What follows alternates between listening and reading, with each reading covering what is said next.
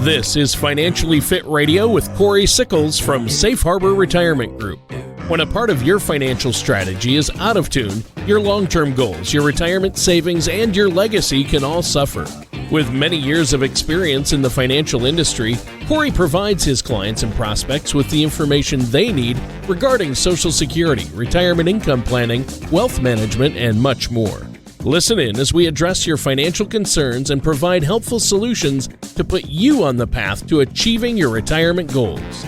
And now, here is Financially Fit Radio with Cory Sickles. Welcome back to another episode of Financially Fit Radio. I'm Cory Sickles with Safe Harbor Retirement Group and Wealth Advisors.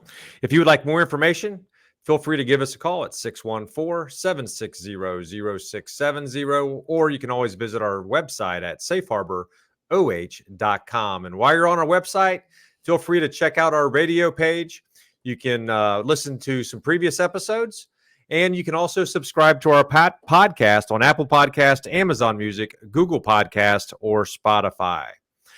Also, you can watch today's show on our YouTube channel. Just type in Safe Harbor Retirement Group. You can watch today's shows, other Financially Fit Radio, and you can also watch our Financially Fit Tips, which are short videos, less than 30 or less than 60 seconds. And we're putting about, somewhere around 2 to 3 of those out a week as well.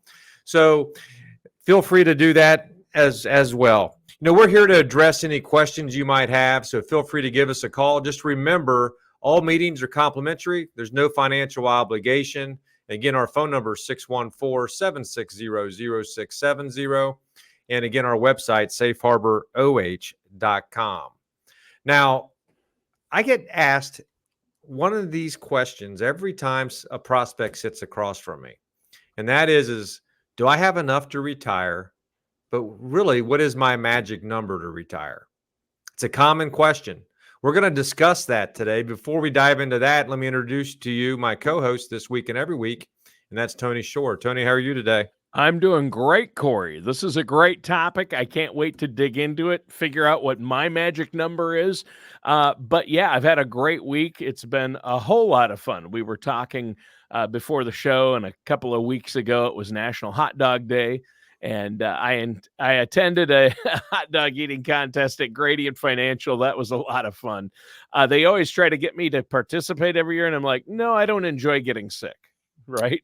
That's it. So you told me earlier today, Tony, that 3 minutes the winner ate 8 hot dogs this year. Yeah, last year it was 10. I believe the record is 14 in 3 minutes. 3 minutes isn't a lot of time to eat food, let alone 8 hot dogs. So what do they do for Nathan's hot dog? How many minutes is that? I think that's 60. 10. 10. Okay. I think the biggest winner that Joey Chestnut. I think he ate something like 76 hot dogs. Yeah, in 10 something minutes. like that. I mean, that's crazy. I mean, and he's not a big guy. That's what, people see me and like, oh, you're kind of a big guy, but you'd do well at that. And that's not how it works at all. So I can't, I choke if I eat one little peanut wrong. So it's just how much you can shove down in a quick amount of time, how easy you can swallow it. Maybe next month you can have how many slices of pizza that you can eat.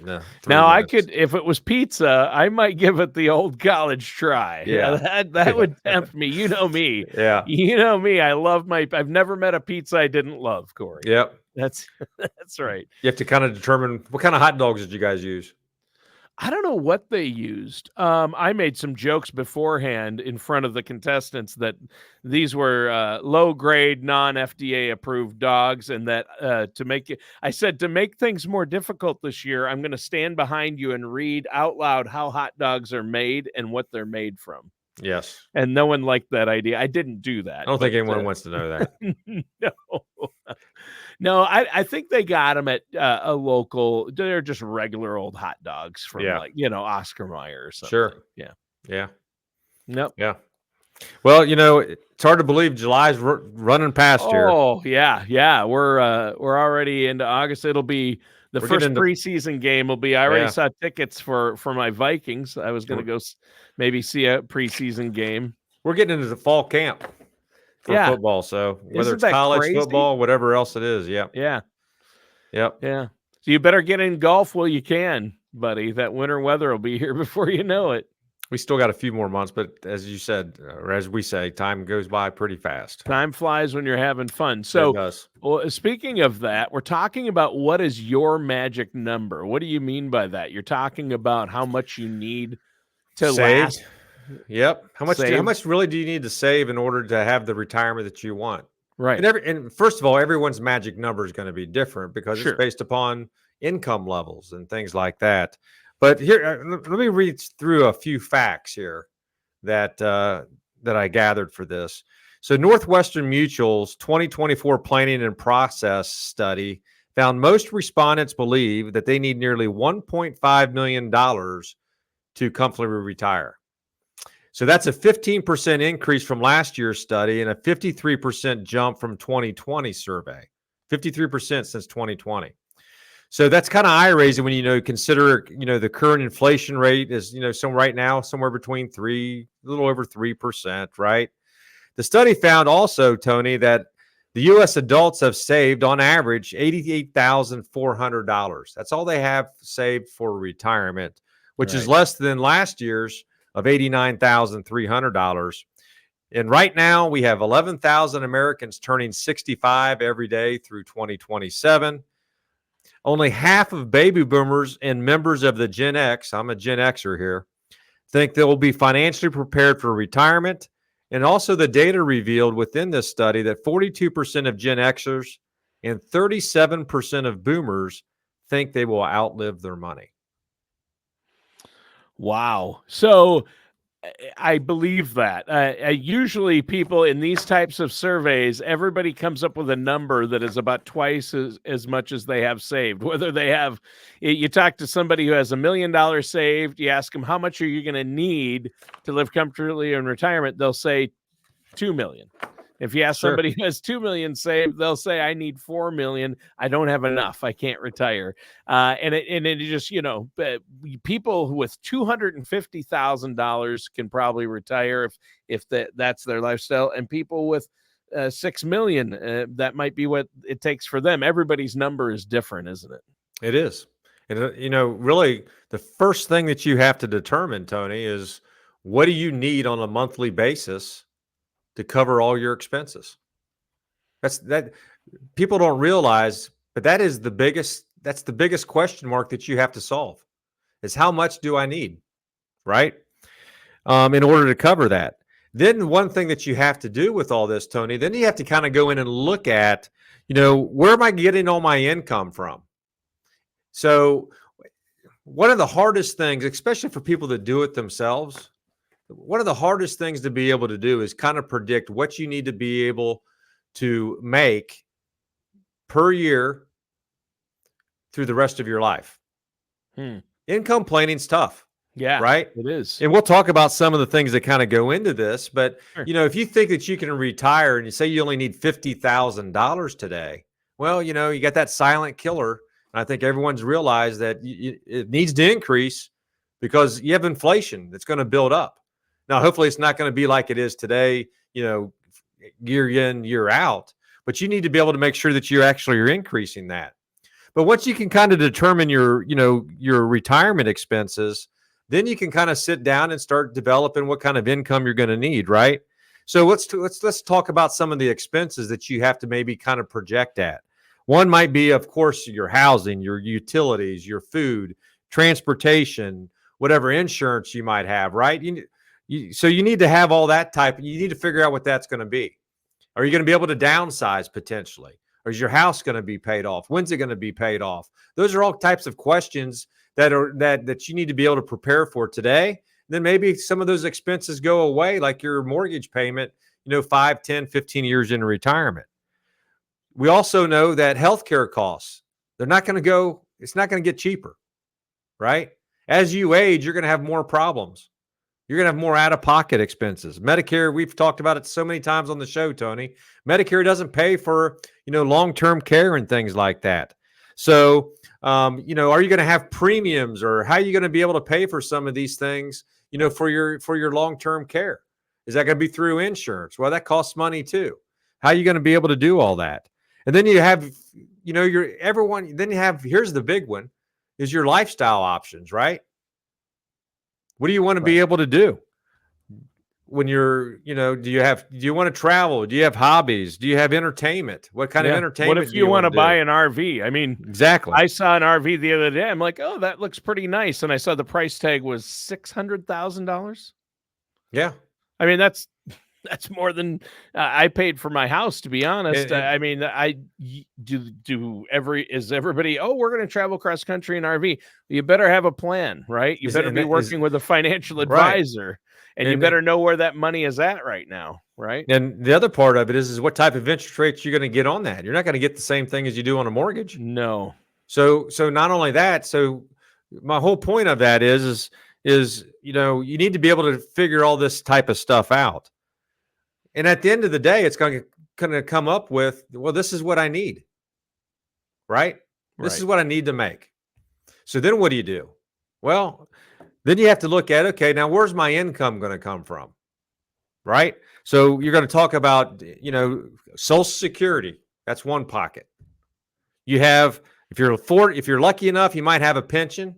Maybe you're a state employee. Maybe you have a pension, but you don't have Social Security.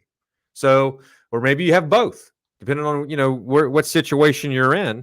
And then do you have any other type of income coming in? Maybe rental income. Maybe you're going to work part-time. But you add all that up. That's going to give you a number. And the question is, does that number meet your expenses? And if it does not, then you have what we call that income gap. That income gap now is going to come from where? It's going to come from your savings, right? So now the question is do I have enough savings to cover that income gap today? And will I be able to have enough savings to cover that income gap as that increases per year to keep up with inflation?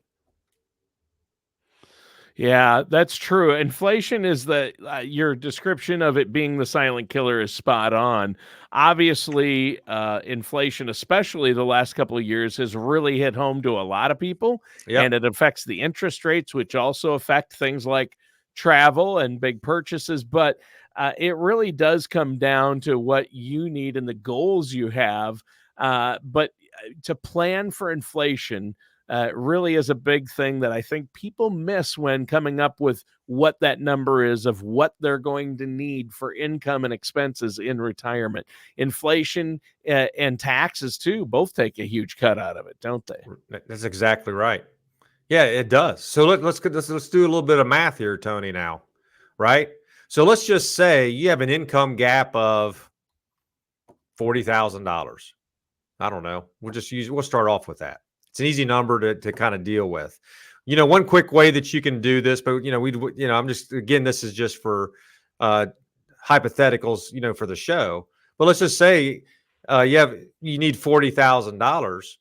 Well, let's just say you want to use the 4% rule, which means you're going to take 4% out of your overall savings in order to get to that $40,000, because that potentially could last your lifetime, right?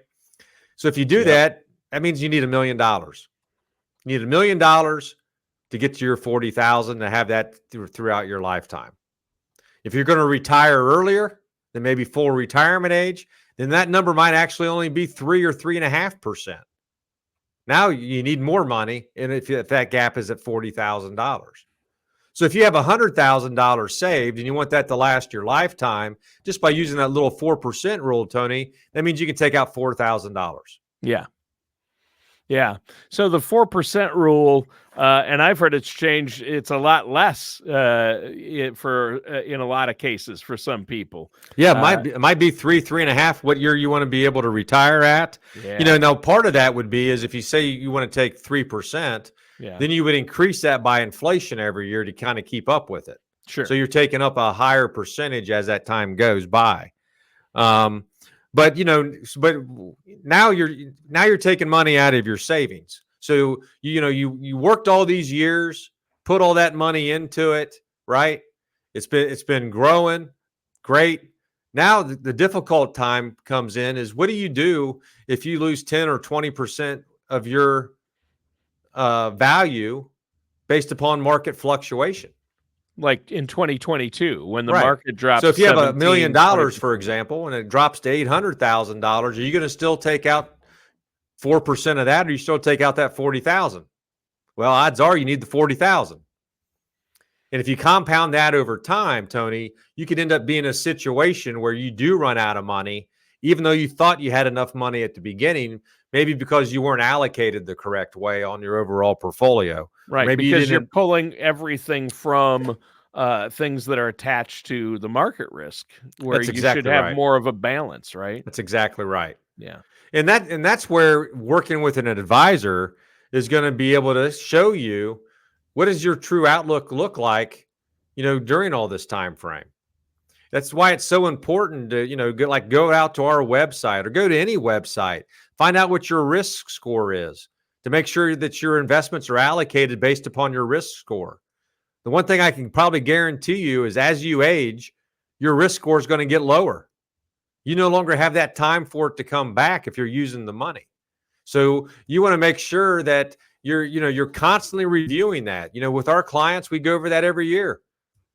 You might be working this year, next year you're retired. I guarantee that risk level's gone down now.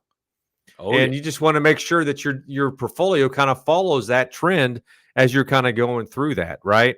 right. Because it's very important to be able to do that. Yeah, and in a lot of cases, once you retire, you're no longer making regular contributions into those funds that are in the market, or your IRAs or your 401ks. Whereas when during your working years, you're hopefully putting at least like 10% of your income in or more, and then it's growing and you're adding to it. Whereas when you retire, you're like, oh, that'll keep growing, but you're taking out and Correct. not putting in. And that's where it gets sticky. And so everything you've said so far, Cory, tells me it's tricky to figure out what my number is for my wife and I, based on our goals, based on what we already have, based on where we want to go and our income. What are we going to need in retirement? What's that magic number that once we get to that number, we're able to comfortably retire? And a lot of people struggle with figuring that out, or if they think they can figure that out on their own, they go, just take what my salary is, and that's how much I need. There's a lot more to it than that, isn't there? There is. And one of the things that you have to do also, Tony, is you need to be able to recalculate that. So so as you come in say you come in today, but maybe you want to retire 5 or 6 years from now, right? Sure. We put together a projected income plan today. Well, next year when we actually sit down and have our annual review, we're going to update all the numbers, right? Are you maybe spending a little bit more? Do we have a bad year in the market? Are you still on track to be able to retire in 5 years? I know everyone wants to retire early, but the thing is you only get this opportunity once to truly retire, and you want to make sure that you're doing it the right way. You might be in a situation, we have good years in the market, you can retire a year early. Or you have bad years in the market, and instead of retiring in 5 years, now it's maybe 7 years. Sure. So by going through the annual review process, we're able to do that. We're able to go in and recalculate that. But here's probably the most important part is once you retire and we have those annual reviews with you, we're able now to go in and update real numbers. This is what you actually spent. This is what you actually now need on a per month basis. You're going to find out pretty quick whether you actually calculated the correct way, right? Now, a year later, we're sitting here in reality, sitting there saying, okay, this is what you spent. This is how much you took out. Hey, we're still on track. Or it might be a situation where maybe we just reallocate some of it. We might have to reallocate just based upon your risk level now again. Or maybe we had a bad year in the market. Are there ways that maybe we can cut some of those expenses out? But every year we're going to go through this to kind of show you, are you on track to potentially outlive your money? Right. That's the big key. No one wants to outlive their money. Yeah. And the only way to be able to do that is if you consistently work with an advisor, look at that income plan year in, year out to make sure that you're still going to have the retirement that you want. And here's the other part. We're going to be able to show you, you might be 68 years old. We're projecting all the way out to 95. But it's amazing, and by lowering your income by $5,000 at 68, what that actually does for you 25 years later. Yeah. Yeah. So things change as you go. That's why you need regular updates. But all of this, Cory, people should not do it without working with somebody like yourself, a financial professional. And there's all sorts of aspects that come into play, like inflation, and you're going to calculate that in. And you're going to calculate in things like the tax burden. And another one, you talked about inflation. What about healthcare costs? A lot of people think, well, I can figure it out because this is what I need to live on now. Well, even if you do a budget and figure out what your take home is and what you're spending each month, in retirement, your those levels are going to ebb and flow, and certain things are going to go up, like healthcare costs. Healthcare is going to constantly go up. A lot of times, Tony, and some of the reporting that we use, and that's probably one of the biggest things to think about is, when you work with an advisor, we're going to have different tools to be able to show you certain reports. And one of them is going to be an income report, right? So we're going to have the tools pretty easy for us to put information in to get the output that we need to kind of show you, are you on track or you're not on track, right? But with some of that type of stuff, like we have a Social Security maximization report, Tony, where we project Medicare expenses, Medicare Part B, for example, and the supplements and things like that. We're using numbers today for that is on 5% a year of an increase. Well, we might only be using inflation at 2 or 3%. Healthcare's we're projecting healthcare is going to be more expensive on on an annual increase than inflation. Sure. And if you're getting what that tells me also is if you're only getting a 2% or 3% raise off of Social Security, you're still not keeping up with what you need to be able to pay for the medical side of it.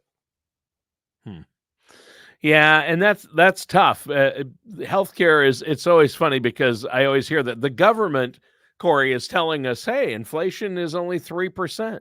And I'm like, well, that's weird because this year my healthcare has gone up 20, right? I mean, yeah, that's a whole different. Being a business owner, that's a whole different. When you're looking at it every year, it's like 20% increase as an employee. Yeah. A lot of times it is. And things cost more and more when it comes to healthcare. So you have to look at that. It's not just part of the 3 or 5% you calculate in for inflation. It's really separate, and it's got its own increase that is, like you just stated, it's at a steeper rate. So you have to work with a fiduciary, somebody who's going to look at your situation and base it on that, but look at the big picture and look at all of these items and how they're going to impact what you're going to need in retirement to make it last as long as you do. You know what I always say, the line I always say is, you don't want your bank account to hit zero before your blood pressure does, right? Exactly. And so in order to make that happen and be able to sleep well at night, having a plan in place to know, hey, I don't have to worry about it. I've got a plan regardless of market volatility and inflation. I know I'm going to have enough to live on each month and to meet my goals and live a comfortable retirement. That is a great feeling. Yeah, it is. And we're going to wrap up here. We're coming up to our time, but at the end of the day, here's what I would say. Everybody's magic number is different, right? But we can actually help you determine what that number is to make sure that you're going to have the retirement that you want. We have a process that kind of goes through here. We focus on trying to be able to retire. And all I would recommend to you is, schedule a complimentary, no obligation meeting with us. You can visit our website at safeharboroh.com, or you can give us a call at 614-760-0670. And we can actually help determine what your magic number is. Or more importantly, I think instead of the magic number for what you need, I think the true magic number is what age you want to retire at. Right. And we can see if we can actually help you meet that time frame as well. Yeah, I think that's great. Now, before we go, let our listeners know how they can get a hold of you and set up that no-charge consultation. Yeah, again, just give us a call at 614-760-0670, or you can visit us online at safeharboroh.com. And just remember, we have 2 locations here in the Columbus area. one in Easton, one in Dublin. Whatever's more convenient for you, we can, meet face to face there. Or if you even want to have a Zoom call, we can even do that as well. All right. And that does it for today's episode of Financially Fit Radio with our host, Cory Sickles. Thank you for listening to Financially Fit Radio. Don't pay too much for taxes or retire without a sound income plan. For more information, contact Cory Sickles at Safe Harbor Retirement Group. Call 614-760-0670 or visit their website at financiallyfitoh.com. All matters discussed during the show are for informational purposes only. Each individual situation may vary, and the opinions expressed here may not apply to everyone. Materials presented are believed to be from reliable sources, and no representations can be made as to its accuracy. All ideas and information should be discussed in detail with one of our qualified representatives prior to implementation. We are not affiliated with or endorsed by the Social Security Administration, the Federal Medicare Program, or any other government agency. Calling this number will direct you to a licensed sales agent.